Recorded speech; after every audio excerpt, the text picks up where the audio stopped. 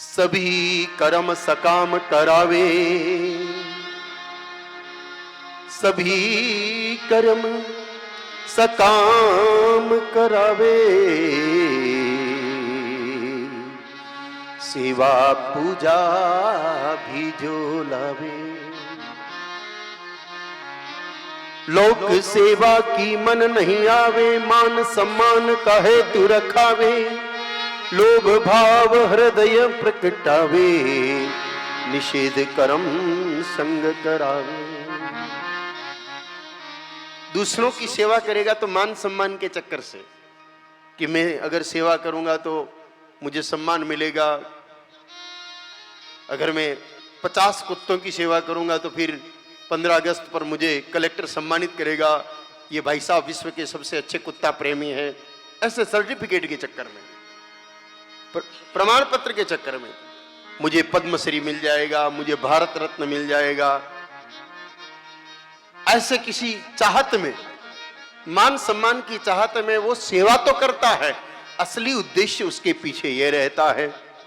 और जो नहीं करने चाहिए वो कर्म भी छुप छुप करके वो करता रहता है। इस कर्म को गीता जी में भगवान ने मिश्रित कर्म कहा है।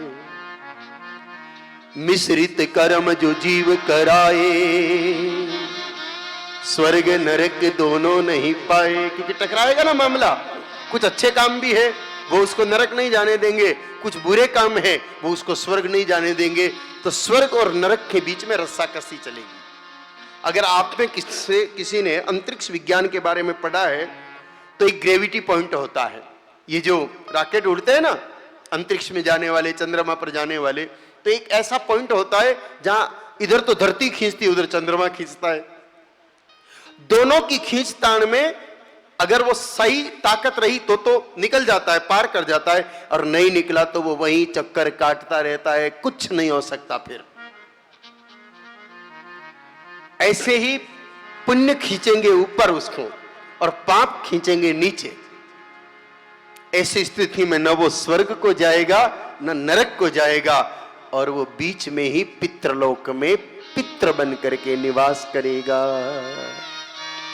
भगवान ने स्पष्ट कर दिया कि पितृ कौन बनता है। मिश्रित कर्म जो जीव कराए, स्वर्ग नरक दोनों नहीं पाए, स्वर्ग पूर्व जो लोक कहाए। स्वर्ग से पहले आता है थोड़ा सा, पितृलोक में निवास कराए। पितृलोक जो जीव रहाए, वही पितृ की संज्ञा पाए, खुद के कर्म पितृ भोगावे, और कर्म करे फिर वापस आए। कर्मों के आधार पर किसी को 3 पीढ़ी, किसी को 4 पीढ़ी, लास्ट इगोत्तर पीढ़ी, 3 पीढ़ी तो कम से कम वहां रहना ही पड़ता है पितृलोक में। और अगर कर्मों का कुछ प्रभाव अधिक है तो इगोत्तर पीढ़ी तक वहां रहना पड़ सकता है।